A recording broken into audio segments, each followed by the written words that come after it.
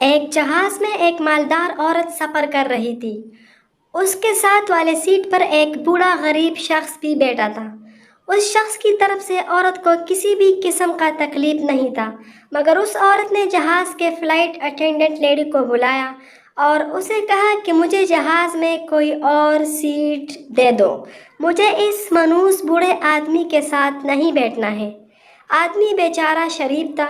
اس نے عورت کو بڑی حیرانگی سے دیکھا اور بہت خفا ہوا، لیکن کچھ نہیں بولا۔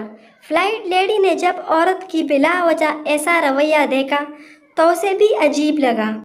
اس نے عورت سے کہا کہ میڈم، مجھے بہت افسوس ہے لیکن جہاز کے سارے سیٹس پہلے ہی سے بک ہو گئے ہیں اور آپ کو دینے کے لیے کوئی بھی دوسرا سیٹ خالی نہیں ہے۔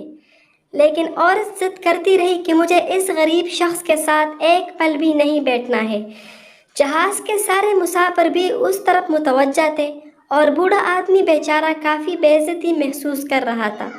فلائٹ اٹینڈنٹ نے عورت سے کہا کہ ٹھیک ہے، میں آپ کا مسئلہ جہاز کے کیپٹن کو پیش کرتی ہوں۔ وہ چلی گئی اور کیپٹن کو سب کچھ بتا دیا۔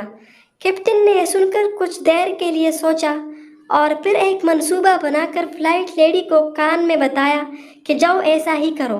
فلائٹ لیڈی آ کر اس آدمی اور عورت کے سامنے کھڑی ہو گئی اور کہنے لگی کہ میں اور کیپٹن آپ سے بے حد شرمندہ ہیں اور آپ کو جہاز میں جو تکلیف پہنچی اس کے لیے ہم معافی چاہتے ہیں۔ کیپٹن نے کہا کہ آپ اس مسافر کے ساتھ والے سیٹ پر بیٹھنے کے قابل ہی نہیں ہیں۔ فلائٹ لیڈی نے بوڑھے آدمی کے کندھوں پر ہاتھ رکھ کر کہا کہ آپ آ جائیں اور فرسٹ کلاس اوپن سیٹ پر بیٹھ جائیں۔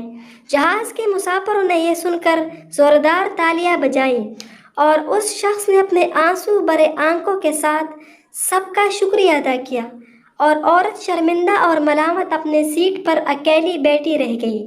نتیجہ: آپ چاہے جتنا بھی امیر ہو، دوسروں کی عزت کریں۔ عزت سے ہی ملتا ہے عزت۔